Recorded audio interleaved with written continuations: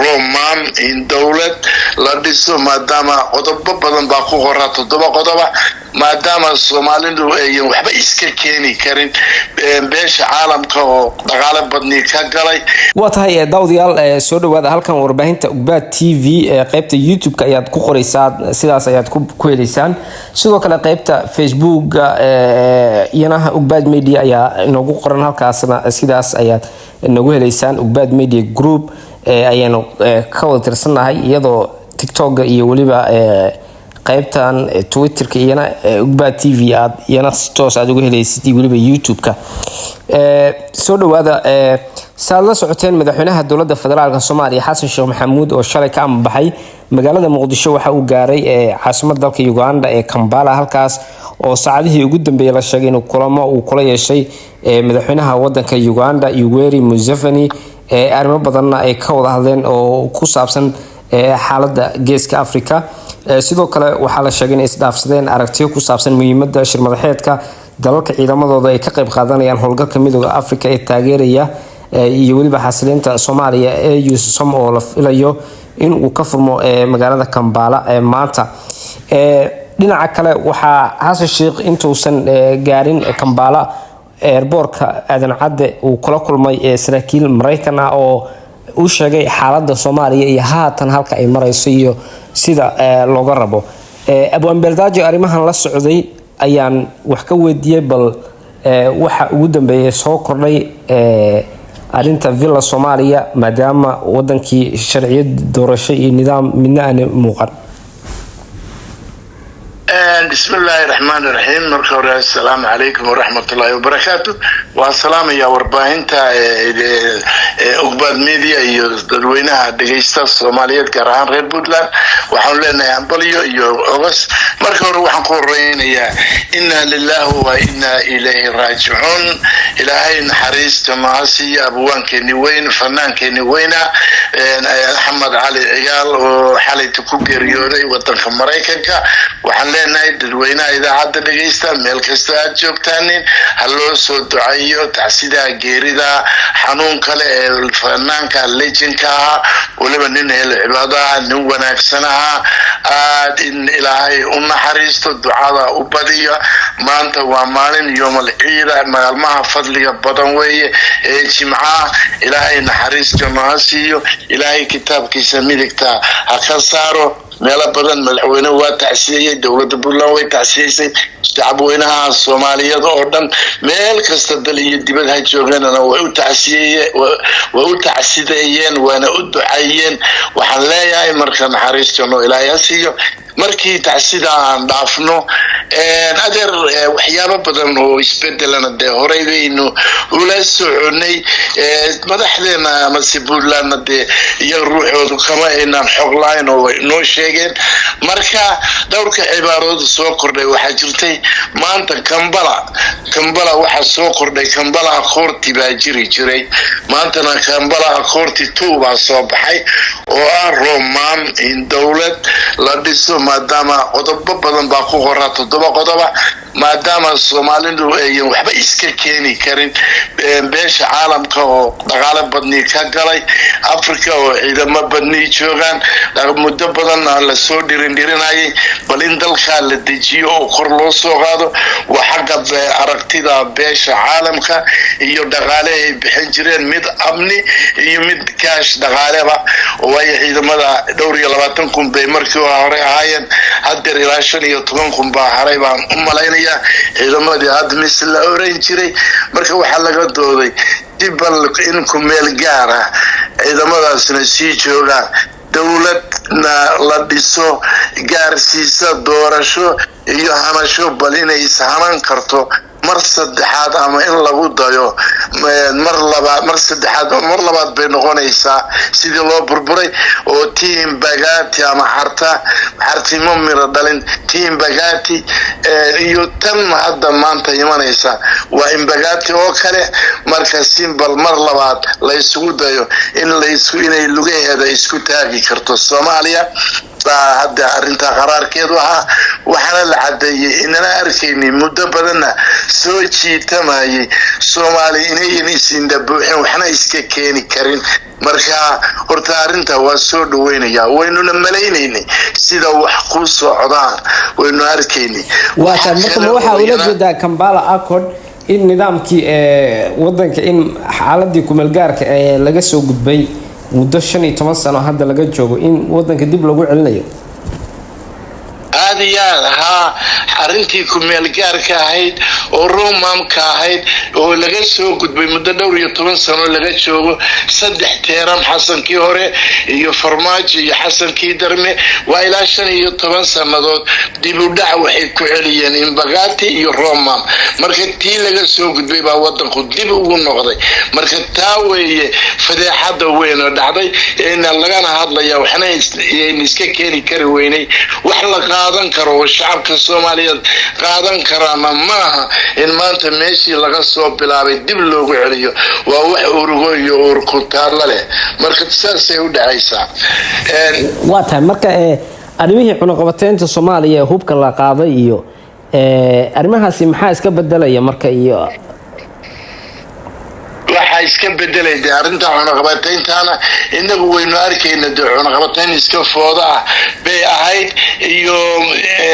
qeybta caalamku ka qabay balin la dagaalankii uu bilaabay markii Xasan la doortay oo uu yiri waxaan la dagaalamayaa afduubka adduunku wuxuu maleynayay in waxa uu sheegayo kamera dhalin kara laakiin mar walba Puntland iyo madaxdeedu way ogeyd oo mar walba dawladda Puntland qoraal bay ka qoraysay oo dhowr arrimood ba way diidanayd waxayna u diidanayd in Soomaaliya laga qaado ma ay diidanayn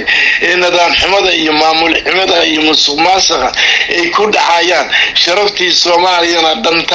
kala dhantaalaysa bay u diidanayd midwaatii cunaqabateynta hubka midna waatii deyn cafinta mar walbana Puntland jawaab bay ka bixinaysay taasoo maanta wax ka soo naasacadaaday ay jirin hubkiina gacantii al-shabaab galay marka adduunku garowsiyo badan buu Puntland ku siiyay arrimihii ilaa awal waa aakhir ka qaylinaysay oo dhan baa la arkay adduunkiina arkay waxayna inagaysiisay waxay Puntland ka qaylinaysay arkaysay ummadda Soomaaliyeedna la arki weynay waxay Soomaaliya dhan ka yeesiisay in ku meel gaar dib loogu celiyo iyo chapter 7 iyo meel fog oo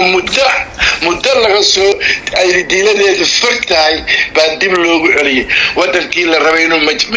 ismaamulo lugihiisa isku taago sida caalamka noqdo waxa noqday 20 sano oo kale dib u dhaca buu dib u noqday taana waxa ku cadeynaysa intaaba Puntland way ka digaysay dawladii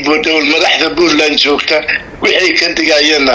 adduunkiina waa arkay Soomaalina maanta waa la aragtay waayo awal aad baa loogu dhaleelay Puntland oo wax walba diidan Puntland horumarkaan ogolayn waxaase la isla dhaafi jiray laakiin Puntland inay xaq soo rahayd ee xaqiiqda arkaysay baa hadda ma adduunkii ku baraarugay marka waxa lagu celinayaa 20 sano dib u noqday dalkii ku soo waa gartay hadda kulankii oo dhexmaray madaxweynaha iyo saraakiisha Mareykanka ka hor intuusan shalay airportka Muqdisho ka dhoofin maxaa ugu muhiimsanaa oo looga wada hadlay maxaase ka soo baxay arrintan iyo waan arkay arrinta shalay markuu airportka ka baxay aadan cadde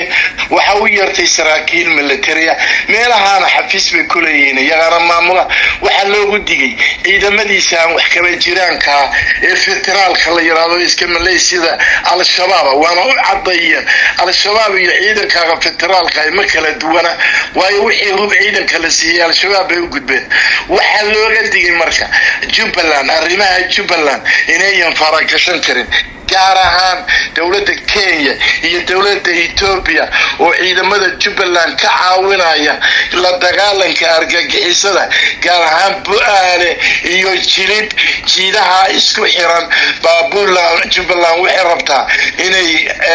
ku qaado ka xoreyso nimanka afka duuban marka siiyeen Xasan iyo al-shabaabkiisa federaal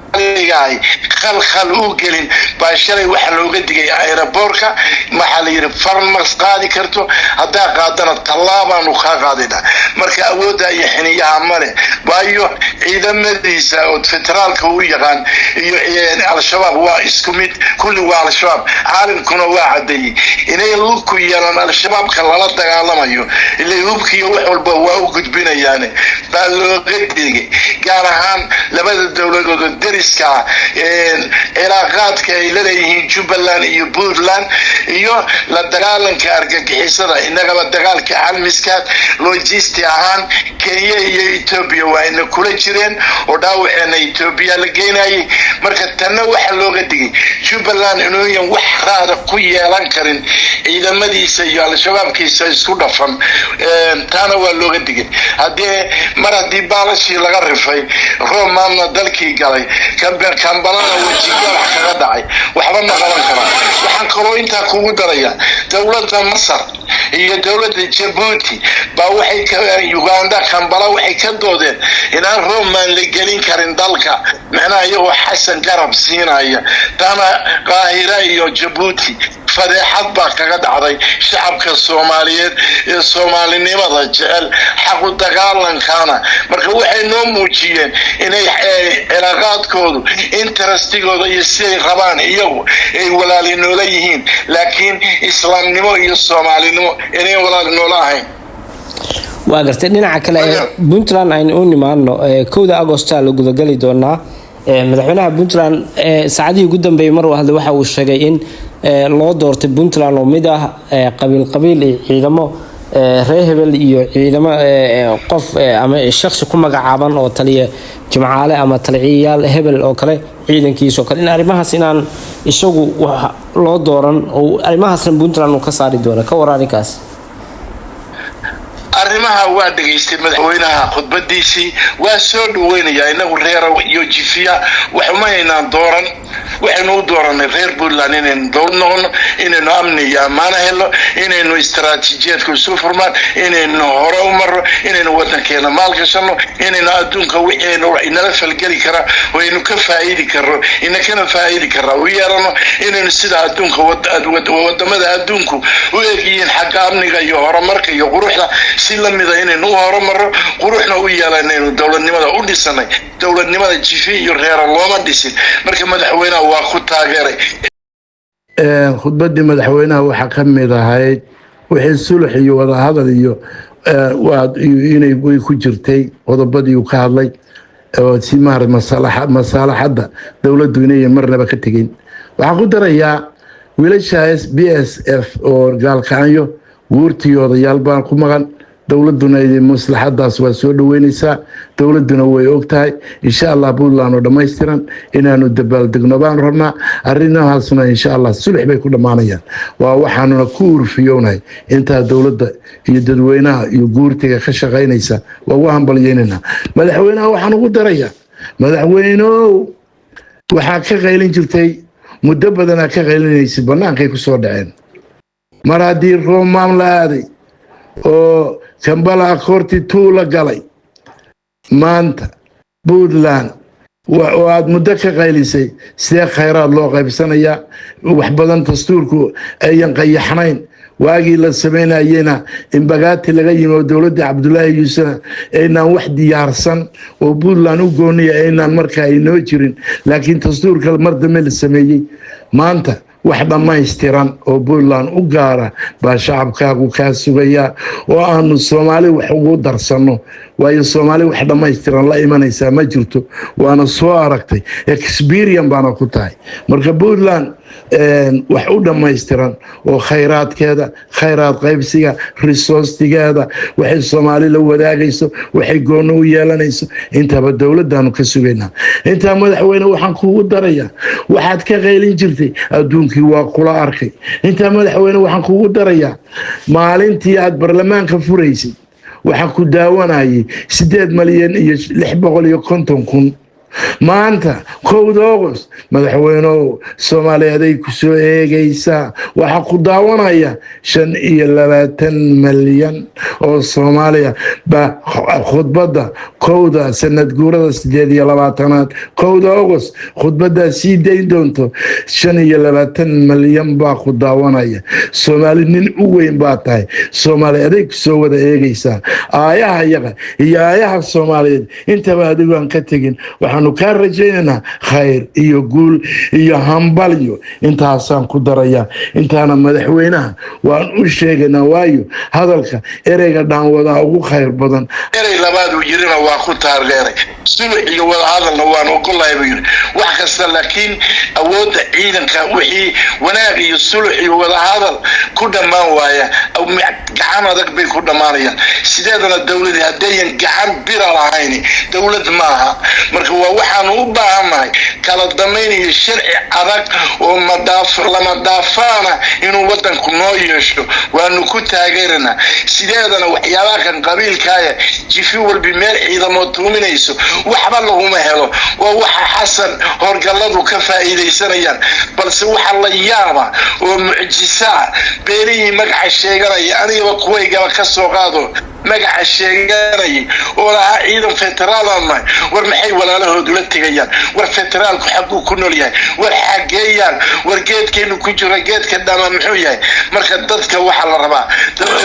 inay isugu noqdaan dawladana waxa la rabaa hadaladii xalay madaxweynaha waan soo dhaweeyay waxana si laga rabaa wacyi gelin la sameeyo dhinaca suugaanta dhinaca riwaayadaha dhinaca kulminta nolosha dhinaca waxa wadani abuurka dawladdu ruuxda inay budget u samayso waana waa ka qayb qaadan karaa laakiin wax dureynaya dalka iyo sharciga ma rabno inta Puntland waxaynu maanta Soomaali ku dhaafnay adduunkiina uga muuqanay oo u xasilay waa nidaamka aynu samaysanay marka inaynu nidaamkeena iyo dawladnimadeena ilaashano waa waxa nolosheenu ku xiran tahay dawladuna base to base inay hoos u degto oo annaga shacabka meelaha aanu ka liidano noo daboosho waa rabnaa gaar ahaan haddii